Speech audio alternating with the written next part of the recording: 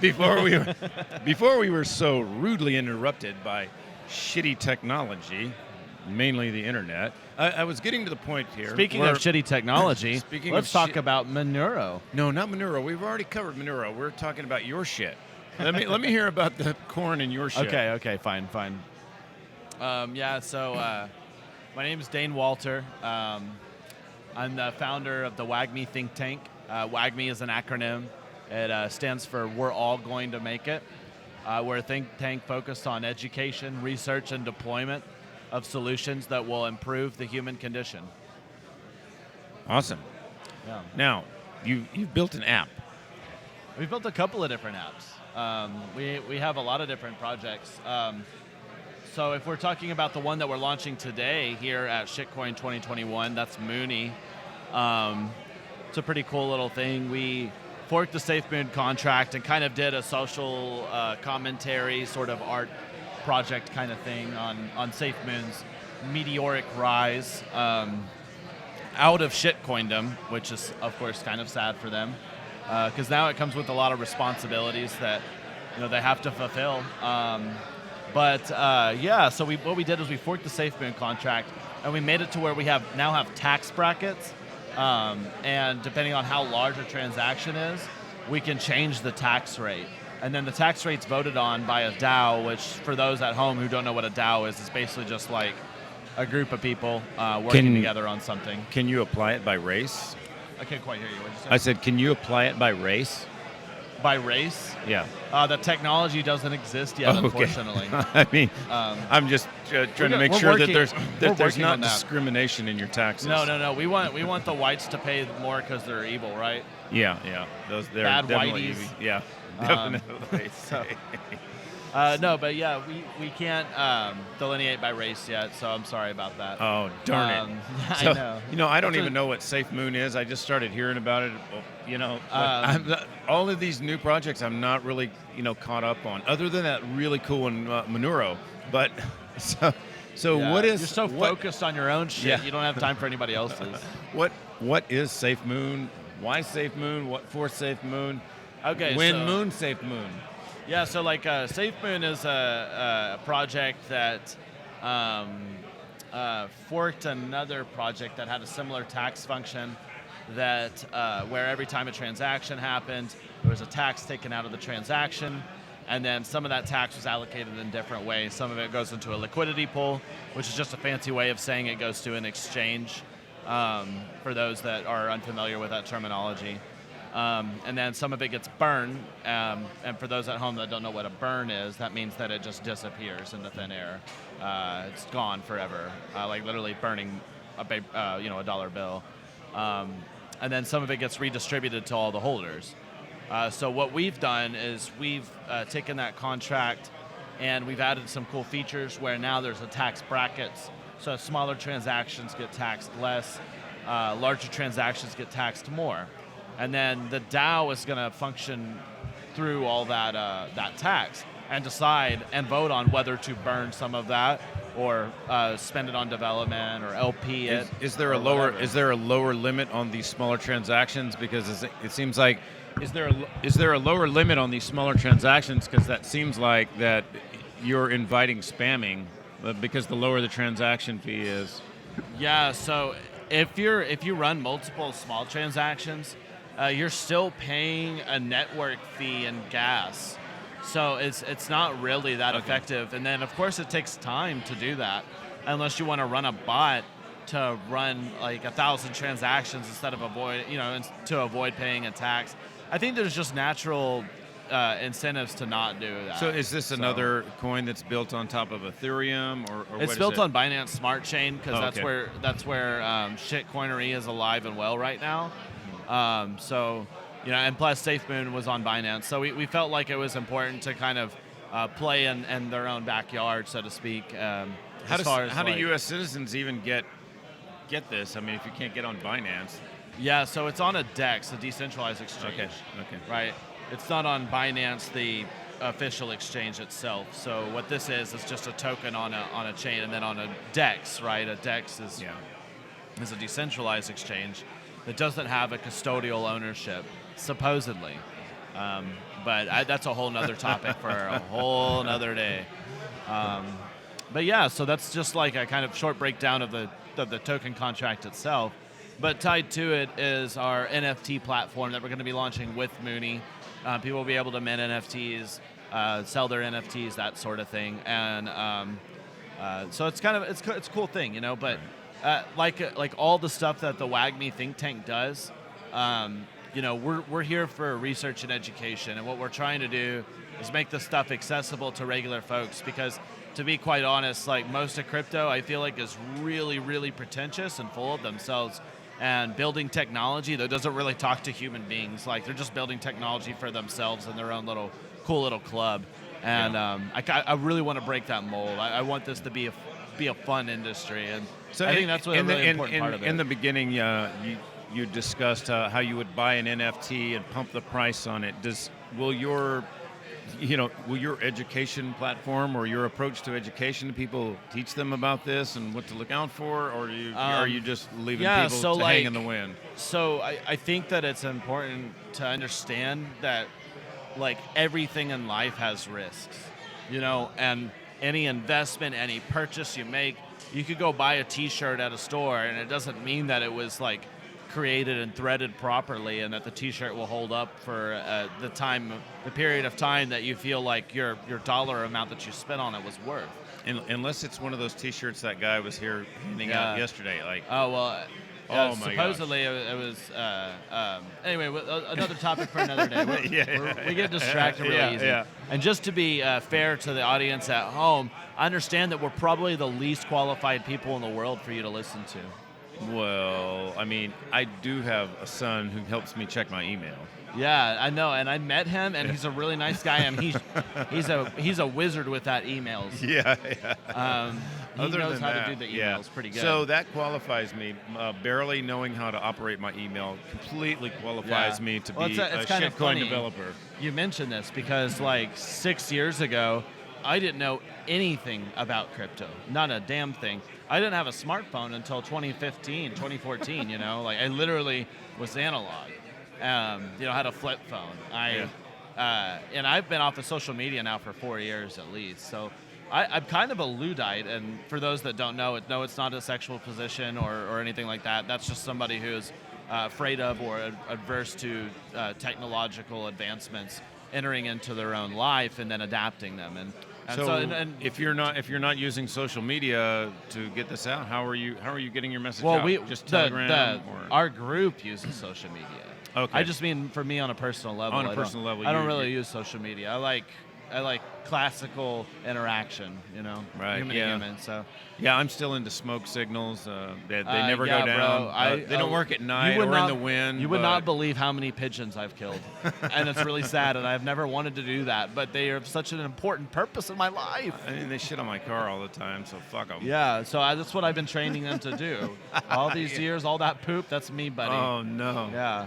And here I thought I was just collecting new blocks of Monero. So yeah. By the way, the Monero Block Explorer gets really, really messy. It's not a job for the weak-hearted. So we've been backing up the Monero blockchain on ratemypoo.me. Yeah, so you can go there and see to be very clear, right, with this Rate My Poo, that were you telling me that that's actually a hard fork? Yeah, that's a hard fork. Very hard fork. Very hard. It's very hard to look at. Yeah, it's hard to look at. It's hard to think about. Don't open that if you work in a cubicle next to somebody who's easily offended. That's a whole nother. Probably don't open that website. A whole nother can of worms or a can of turds. Yeah, it's way worse than meat spin. Oh my gosh. Man, the internet is a terrible place. I know. It's so bad. Why did they do this? So, what got you into the NFTs, and tell me what your experience has been like with NFTs. Well, how has it changed? I don't want to talk too serious about stuff because then people get intimidated. You know. Yeah. I think that everything that we do should have humor behind it, right? And so that's why our NFT platform is called Mooney, and it's butt themed. So just to know, like we're trying to have fun with this. Moon butts to be specific.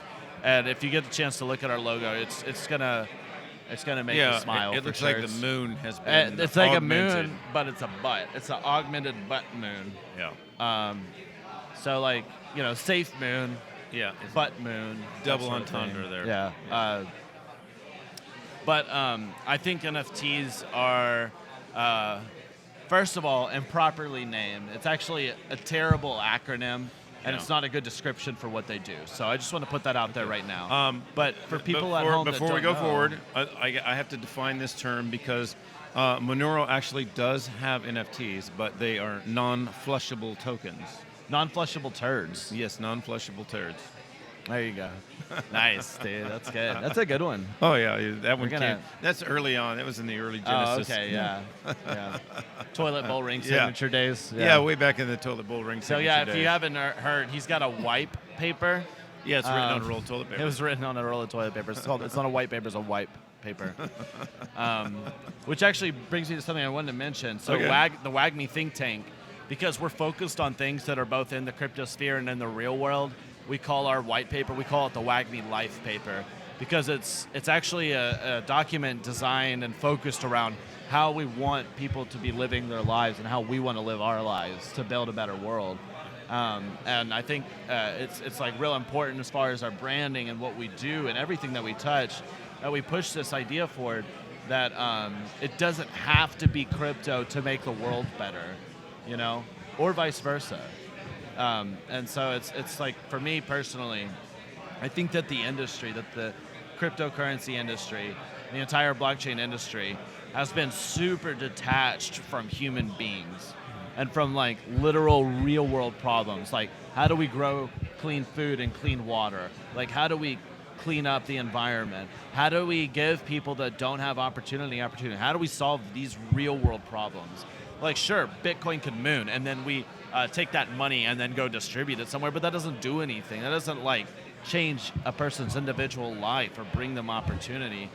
And so for me, I think it's really important that the industry itself starts becoming more relaxed, less serious about itself, because we haven't really done that much. Like, we've built a lot of cool tech, but where is it being applied really in the real world? I think it's this is a come to Jesus moment for this industry. And if we want to actually affect the future, we have to start putting the charlatans away where they belong, in the closet, and we got to start getting our hands dirty and feeding people, which is one of the reasons why I love what you've been doing. You're a very hands-on guy. So, while you were describing what you're describing, let me share a thought that came into my head. If you could make differences with NFTs, I'm sitting here imagining the situation right now where, say in Venezuela, someone who's starving to death, maybe a guy who's doing NFTs or has this ability to create NFTs, meets somebody who's starving on the street, sets them up with a wallet on wax or whatever, and then shoots a little video of this person and what their story is and sells that as an NFT with that person's address on it. And then that's now a very you've cool just idea. raised the funds to help somebody in Venezuela or whatever. Wherever you know the what I fuck mean? in the world. And that's apologies for the language. And that's like you could just do it like that and make a difference. And that's very important. Where and think about this, because there's no administrative fee. What I do so much different charity things where I'm being sponsored by different cryptos, and I take that money and I go directly to the source and I spend it all on that. Some of it may end up being the fuel or whatever to get there, but it all goes to that. And that's a cool idea. I mean, we could make this shit happen. It's great. And to comment on that, like, this situation we just talked about assumes that the guy on the street has a phone. And a lot of people don't. Well, but the idea itself is valid, right, and really important to understand, because with this NFT craze, it's really all about how we apply this technology. And I could go into a diatribe about NFTs and all the different ways we can use them, but it's not really that important. What's important to understand is that, like, each thing we make, whether it's a DeFi swap or an NFT, there's a use case beyond that direct NFT or that DeFi swap that is far more expansive in its scope. So, we look at a DeFi swap and yield farming, and we say, like, well, what's the real world proof case of this. I mean, we're talking about banking, financial infrastructure, how we can take people's savings and then give them rewards. This is the future that we can build off of this. NFTs, yeah, we're doing pictures and art and sometimes cars and other cool things, but what's the end goal here? And my thinking is like, one way is we can take people's private assets and fractionalize them, and then let them auction those pieces off small increments at a time to pay for their retirement or whatever. And so how do we get to that point, though? All right, I just had this idea, right? Yeah. About 5 years ago here in Miami, me and Jason King at one of the other Bitcoin conferences, we took funds from Dash that we had, and we went out and bought a bunch of food and made hundreds of meals and went and fed the homeless.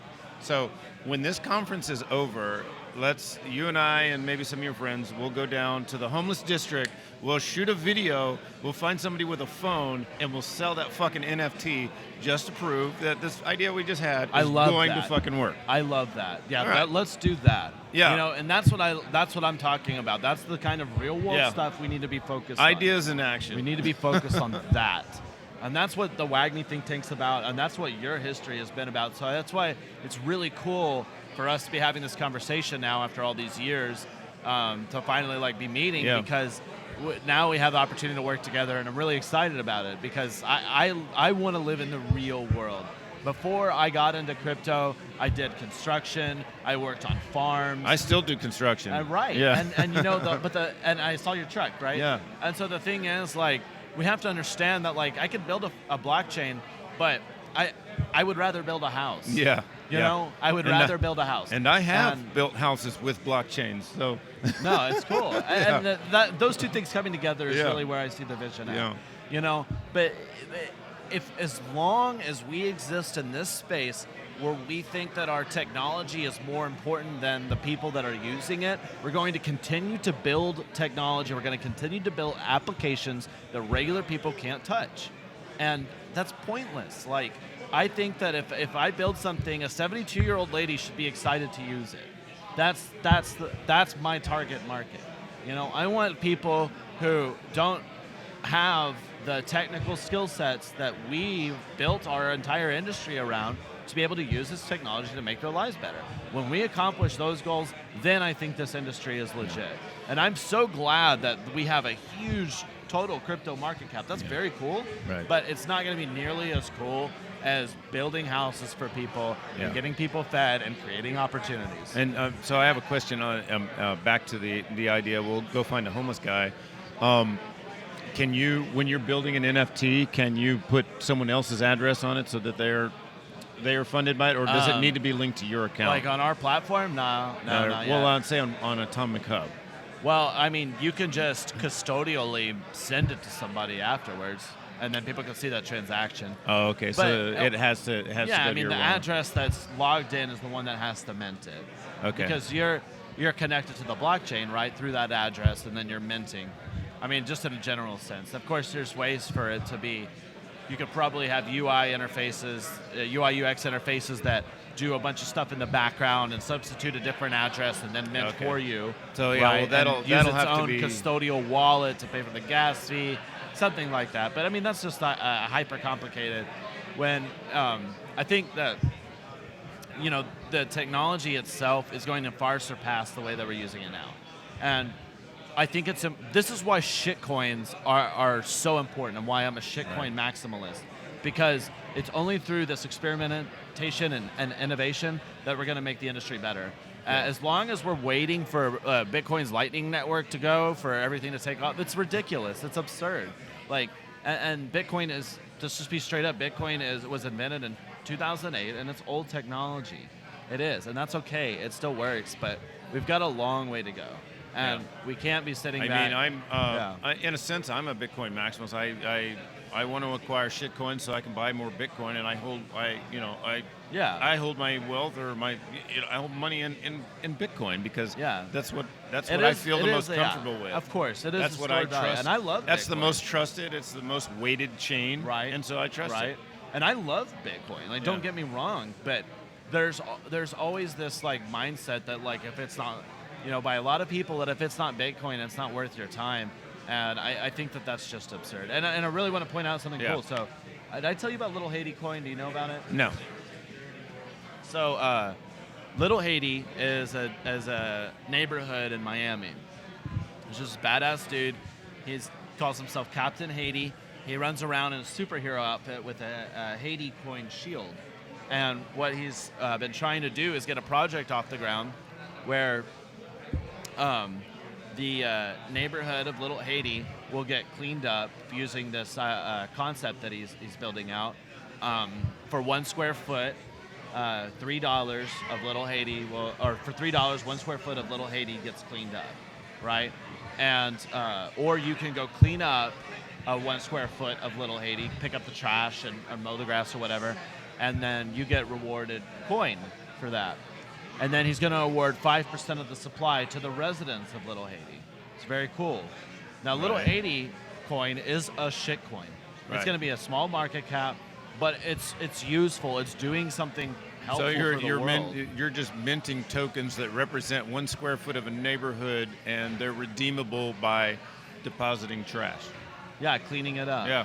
That's very cool, right? And then, so what he's doing is he's bringing wealth back to the neighborhood by giving them part of the token supply, and he's cleaning up the neighborhood. And as the neighborhood gets cleaned up and more cleaned up, the value of the token rises. And then not only that, I think he's worked out a deal with the city of Miami where the city of Miami is going to buy those tokens back. How do I get a hold of this guy? Well, so part of the WAGMI think tank, we're helping him deploy this. Okay. We're helping him deploy his solution. That's what WAGMI's about. Man. And yeah, I would love for you to be a part of it because I That's think some it crazy just falls shit. right into your playbook. You know? Yeah. It's exactly what I think you want to be doing. Yeah, I know. When I first got into Bitcoin, there was this whole mantra about Bitcoin is just that shit that they use for drugs and blah blah blah. It was. And so that's when I started with the radio show.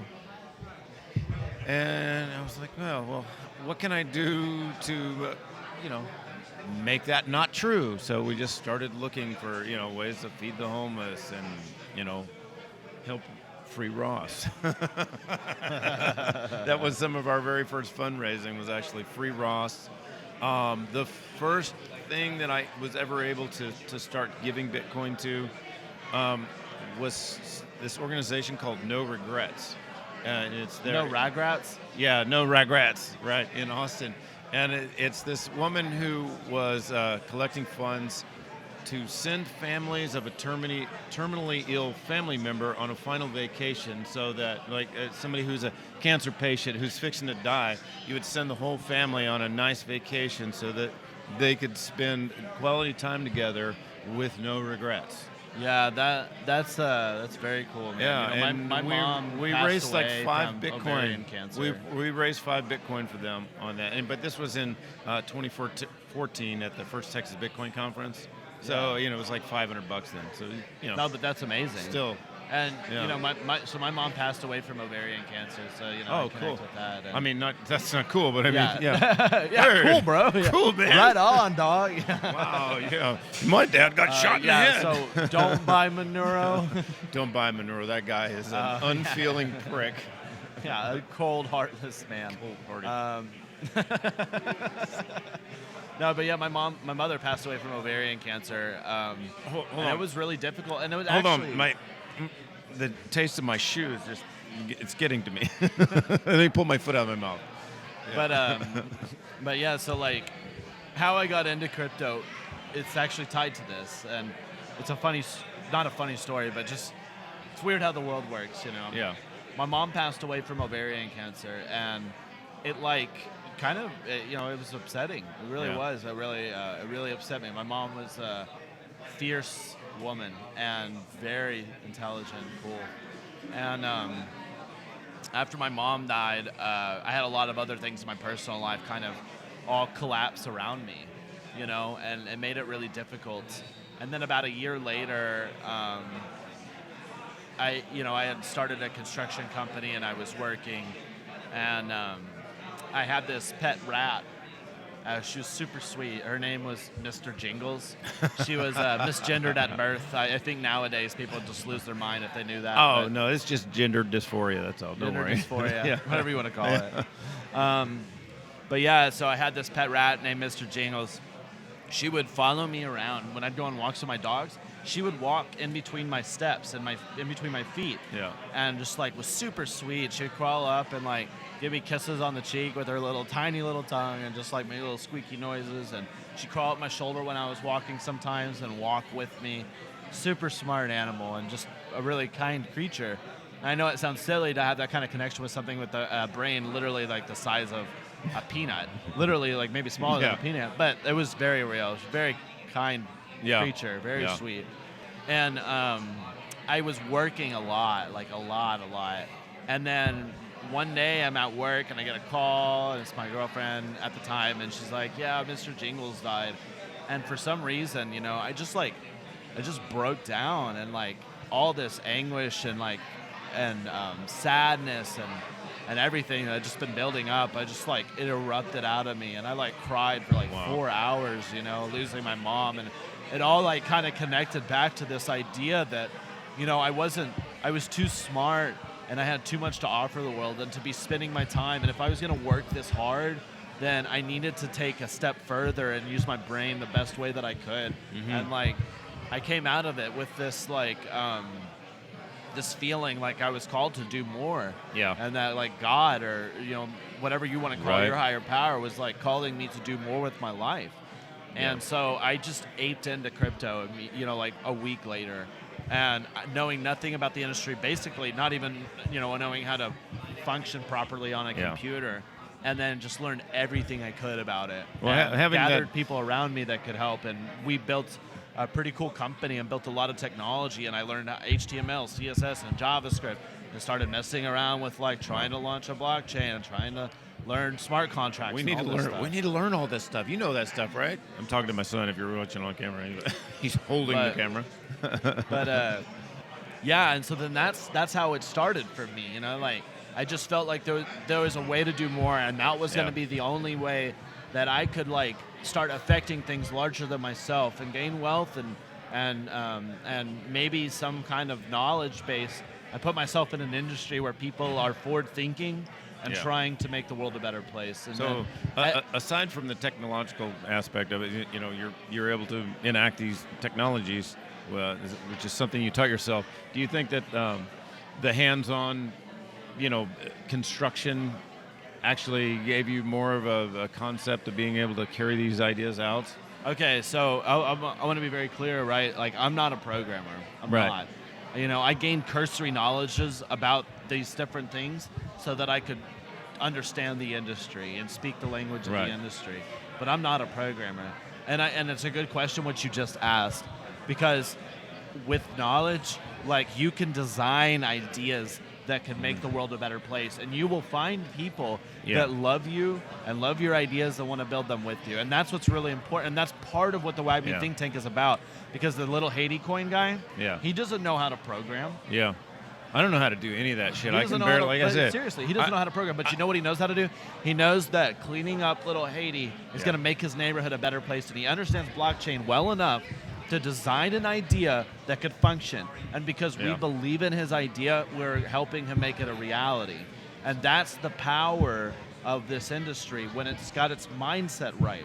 That's why I tell these stories about my life and about these people, because we could wax poetic about decentralized blockchain infrastructure, revolutionizing liquid assets, moving across countries in microtransactions, blah, blah, blah, blah. Just fucking spew shit out your mouth all day long. Buzzword, buzzword, buzzword. You know what? I'm more impressed by little Haiti coin than I am by 90% of the projects in the industry. Yeah. Because he's doing something, and that's what we should be doing. We should be doing something. Right. I know.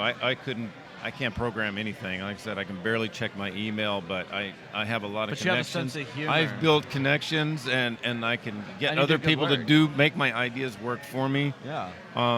And do the good things I want to do. Right. I think that's hugely, hugely important. And the people that I think are going to be building the future of the world that we want to see are likely the people that are passionate about shitcoins and passionate about experimentation, and may not always have the Well, I mean, even $8 billion market cap. even you know? even some of your Bitcoin maximalists are building gateways for shitcoins to do what they want to do. I mean, Paul Stewart cool, yeah. You know, Paul Stewart was here yesterday talking about his drive chain and side chains and stuff. How that's very... he's building platforms where people can link their altcoins or merge mine their altcoins into Bitcoin. So no, it's very cool. And merge mining's a big part of that, I Yeah. think, too. If we have such a large network in Bitcoin, I think it's important for the Bitcoin maxis to start trying to find ways to open that up. Yeah. And because the elitist mindset that some have, it's not conducive to building the future. But when we start opening Bitcoin up for other projects to start tying into it, now all of a sudden we're making use of one of the largest networks in the world, the largest processing networks in the world. Well, let's wrap this up a little bit. Tell me again about your site, WAGMI. Well, so we're the WAGMI think tank. WAGMI think tank. You can find us on Telegram at WAGMI_IO. That's where we do a lot of our shit posting. And then if you're curious about using the Expanse blockchain, which is where the WAGMI token is, we use that as our educational platform. We have tokens on there, swaps on there, and we'll teach anybody how to use it. We have extensive user guides to take somebody that knows nothing about crypto and get them up to speed on what DeFi is, how it works, Awesome. that sort of stuff. And I would first encourage you to reach out on Telegram because that's where our community is, and that's where you're going to get the most help. Okay. Any other good sources? So just to wrap up, guys, if you're curious about what the think tank is doing and the different projects we're working on, just go find us on Telegram. And we'll be happy to direct you in any way that you need. We'll send you our guide, our user guides, show you the stuff that we're working on. Yeah, and I want to mention the project that my son is doing work with, which is the Just Learn Crypto guys. They're doing quite a bit to educate people on. And I think there's a natural synergy there, so I'm hoping that we can merge some of the ideas that we're both working on together, which would be very cool. Have you been on their show or anything yet, or no? Oh man, I got blinders on, I'm just looking at what I got. I can't hardly get enough time to look up at the rest of the world, other than my periphery and the things I can touch and taste right now. So. All righty, man. Well, thanks so much. This is a fun talk. Yeah, it's really great. Thank you very much.